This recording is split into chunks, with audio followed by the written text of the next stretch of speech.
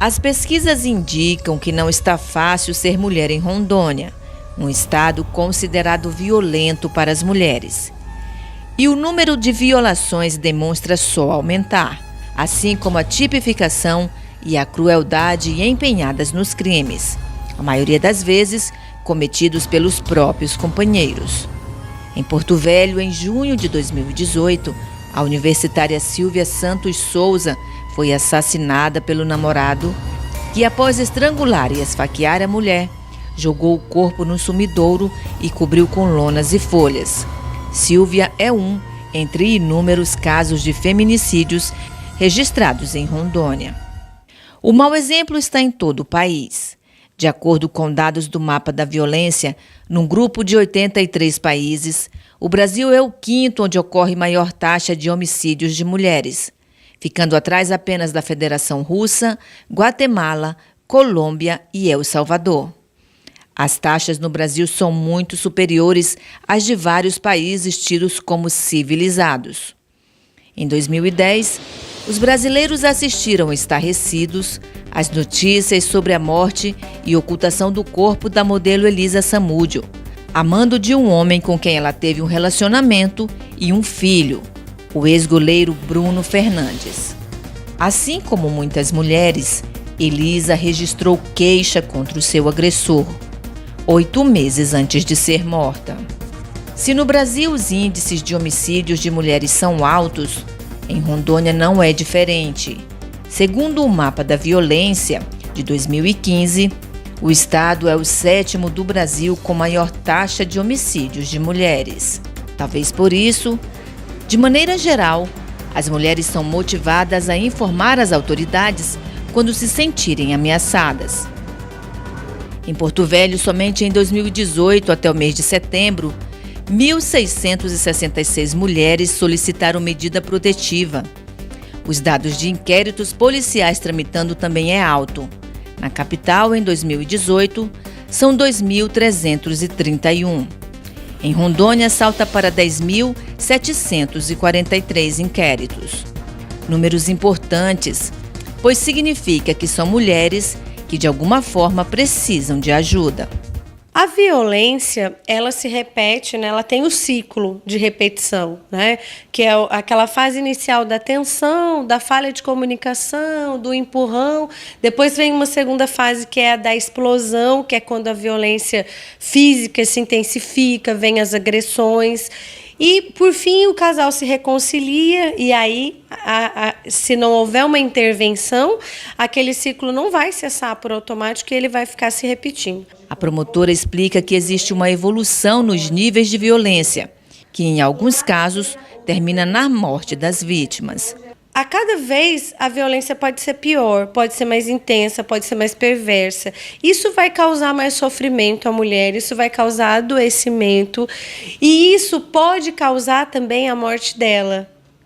Então, por isso que é extremamente importante, se a mulher vive qualquer tipo de violência, seja ela física, psicológica, né, uma violência moral, qualquer tipo de violência, ela precisa buscar ajuda, ela precisa se encorajar, se empoderar a oferecer a denúncia, né, para que o ofensor seja responsabilizado e ela possa ter uma vida livre de violência.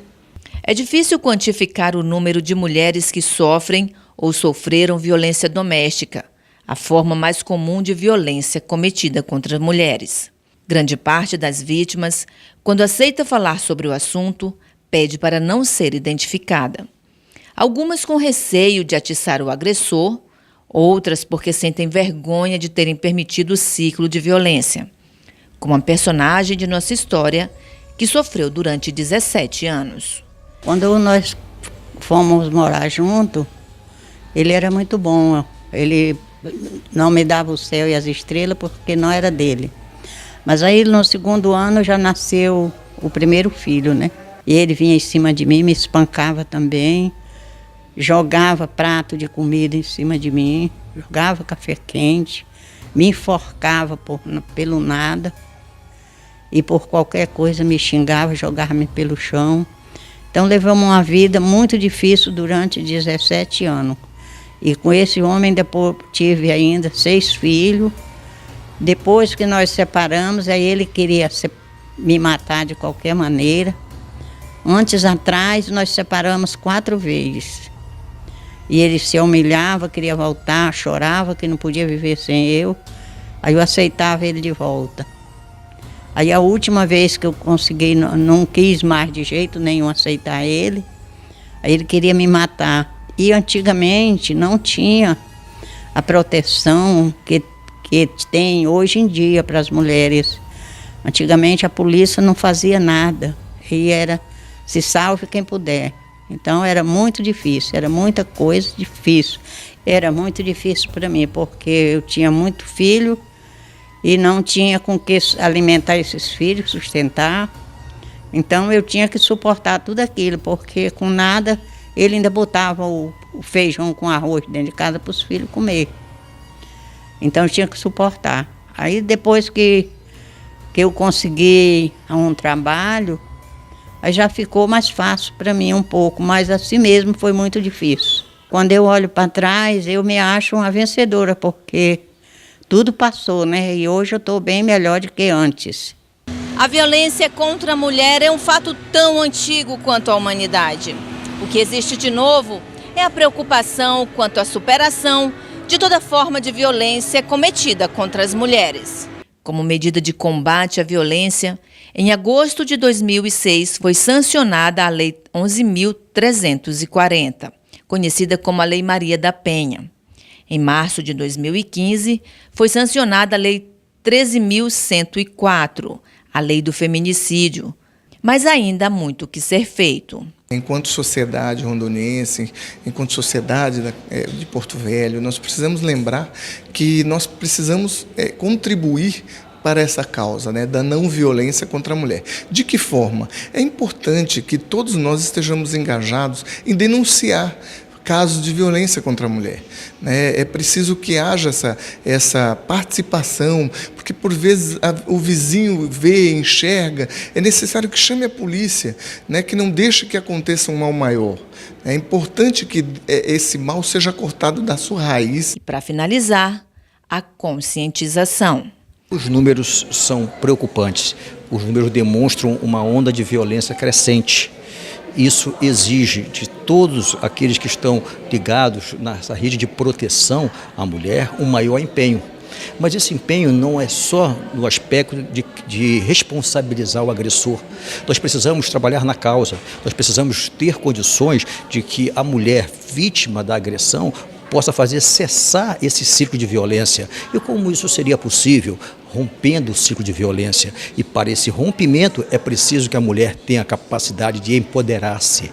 Porque antes da violência física, antes do soco, do sopapo, do puxão de cabelo, antes disso, essa violência é precedida pela violência moral, pela violência psicológica, aquela violência que retira da mulher a sua subjetividade.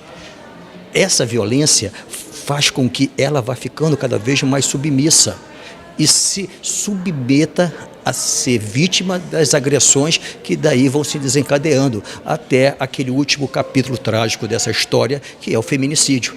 Parece uma fórmula simples o combate à violência contra mulheres, mas o que se vê na prática é um caminho a ser percorrido para que as mulheres tenham o direito de viver longe do perigo e livres da violência.